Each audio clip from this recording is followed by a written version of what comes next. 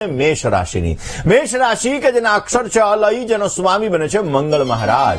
મેષ રાશિ વાળા જાતકો માટે સામાજિક સેવાની અંદર રુચિ તમારી વધતી જણાશે. વહીવટી કામકાજની અંદર આજે નુકસાનીથી તમારે સંભાળ લેવી બહુ જ જરૂરી છે. સ્નેહી મિત્ર સાથે મિલન મુલાકાત થાય. મુલાકાત દ્વારા તમારું મન પ્રસન્ન રહેશે અને તમને પોઝિટિવ રિઝલ્ટ મળી શકે. વાયુજન્ય બીમારી, એનાથી સાવધાની રાખવી તમારે બહુ જરૂરી છે. આજના દિવસની અંદર મેષ રાશિ વાળા જાતકો બની શકે ત્યાં સુધી ગાય માતાને ઘાસ અર્પણ કરવું, પોઝિટિવ લાભ મળશે. વાત વૃષભ રાશિની કરીએ. વૃષભના અક્ષર છે બહુ, જેનો સ્વામી બને છે શુક્ર મહારાજ.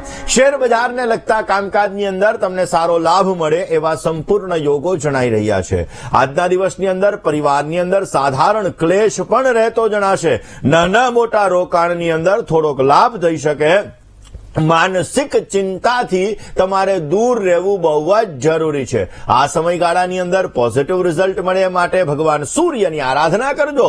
અવશ્ય તમને પોઝિટિવ રિઝલ્ટ મળી શકે. દર્શક મિત્રો, છે મિથુન રાશિની. મિથુન રાશિ કે જેના અક્ષર છે કચ્છ અને ઘ, જેનો સ્વામી બને છે બુધ મહારાજ. મિથુન રાશિ વાળા જાતકો માટે વ્યવસાયની અંદર, નોકરીની અંદર ઉત્તમ તકો મળતી જણાશે. કુટુંબની અંદર પરિવારના સહયોગથી તમને સારો લાભ મળતો જણાશે. દાંપત્ય જીવનના સુખની અંદર વધારો થઈ શકે ને વેચના કામકાજની અંદર પણ લાભ મળવાના સંપૂર્ણ ચાન્સીસ બની રહ્યા છે. મિથુન રાશિવાળા જાતકોએ આજના દિવસની અંદર બની શકે ત્યાં સુધી ભગવાન શિવના મંત્રનો જપ કરો. ભગવાન શંકર ઉપર જલ ચડાવો, પોઝિટિવ લાભ મળશે. વાત કર્ક રાશિની કરીએ. કર્કના અક્ષર છે ડ અને હ, જેનો સ્વામી બને છે ચંદ્ર મહારાજ. કર્ક રાશિવાળા જાતકો માટે વ્યવસાયની આ કામકાજની અંદર વૃદ્ધિનું પ્રમાણ તમને જોવા મળશે. મશીનરીને લગતા કામકાજની અંદર તમને સારો ફાયદો મળી શકે. ભાગીદારી અને પાર્ટનર સાથે સુંદર મજાના યાત્રાના યોગો બની રહ્યા છે અને સકારાત્મક વિચારધારાથી તમને સાથીઓનો સહયોગ પણ અવશ્ય પ્રાપ્ત થતો જણાશે. કર્ક રાશિવાળા જાતકોએ આજના દિવસની અંદર નિર્ધન ગરીબ વ્યક્તિને ભોજનનું દાન આપવું, પોઝિટિવ રિઝલ્ટ મળતું જણાશે. દર્શક મિત્રો, વાત સિંહ રાશિની કરીએ. સિંહના અક્ષર છે મ અને ટ, જેનો સ્વામી બને છે સૂર્ય મહારાજ. વ્યવસાયની અંદર નવા કામકાજ તમને પ્રાપ્ત થતા જણાશે. સાથી, કર્મચારી અને સહયોગીઓનો અવશ્ય તમને સારો લાભ મળી શકે. માતા પિતાના આશીર્વાદથી તમારા અધૂરા કામ તમે અવશ્ય પરિપૂર્ણ કરી શકશો. સ્વાસ્થ્ય બાબતે સાચવીને કામ કરવું બહુ જ જરૂરી છે. આજના દિવસની અંદર પરિવાર સાથે ધર્મસ્થાનમાં દર્શન કરવા માટે જજો, પોઝિટિવ રિઝલ્ટ મળશે. વાત કન્યાની કરીએ. કન્યા રાશિ કે જેના અક્ષર છે પઠ અને હણ, જેનો સ્વામી બને છે બુધ મહારાજ. કન્યા રાશિવાળા જાતકો માટે કોઈ પણ પ્રકારની ઉધારી આ વર્ષ દરમિયાન ન કરવી તમારે બહુ જરૂરી છે. આજના દિવસમાં પણ પૈસાના લેવામાં દેવામાં ધ્યાન રાખજો, નહીતર સમસ્યાઓનું સર્જન થશે. આર્થિક બાબતની અંદર થોડી તકેદારી રાખવી જરૂરી રહેશે. મંગલ પ્રસંગ, કોઈ પણ પ્રકારના સારા સમાચાર તમને પ્રાપ્ત થતા જણાય ને નજીકના સગાવાલાથી થોડી ઘણી પરેશાની પણ જણાઈ શકે એમ છે.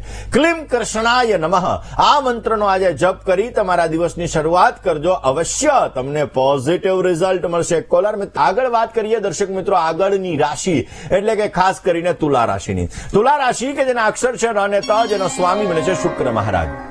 સ્વાસ્થ્ય બાબતે તમારે સાવધાની રાખવી બહુ જ જરૂરી છે. તમારા ચંચળ સ્વભાવને તમે સરળ બનાવશો તો તમને સારો લાભ મળી શકશે. કારણ વગરની યાત્રાથી બચવું બહુ જરૂરી છે અને તમારા કરેલા કામની સરાહના થતી જણાશે.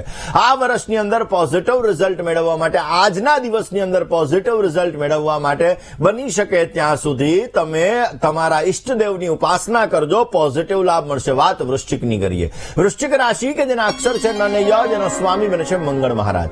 નોકરીની અંદર, વ્યવસાયની અંદર ધોખાધડીથી બચવું બહુ જ જરૂરી રહેશે. સંપત્તિ બાબતે વિચારીને નિર્ણય લેવો તમારા માટે જરૂરી છે. સાથી મિત્રોનો ઉત્તમ સહયોગ તમને મળતો જણાશે. સ્વાસ્થ્ય બાબતે કાળજી રાખવી બહુ જ જરૂરી છે. આજના દિવસની અંદર સારો લાભ જોઈએ છે તો ભગવાન વિષ્ણુની ઉપાસના અવશ્ય કરો. વિષ્ણુ ભગવાનના મંત્રનો જપ કરો, તમને પોઝિટિવ રિઝલ્ટ મળતું જણાશે. દર્શક મિત્રો, તમારું ધન રાશિની કરીએ. ધનના અક્ષર છે ભ, ધ, ભ અને ઢ, જેનો સ્વામી બને છે ગુરુ મહારાજ.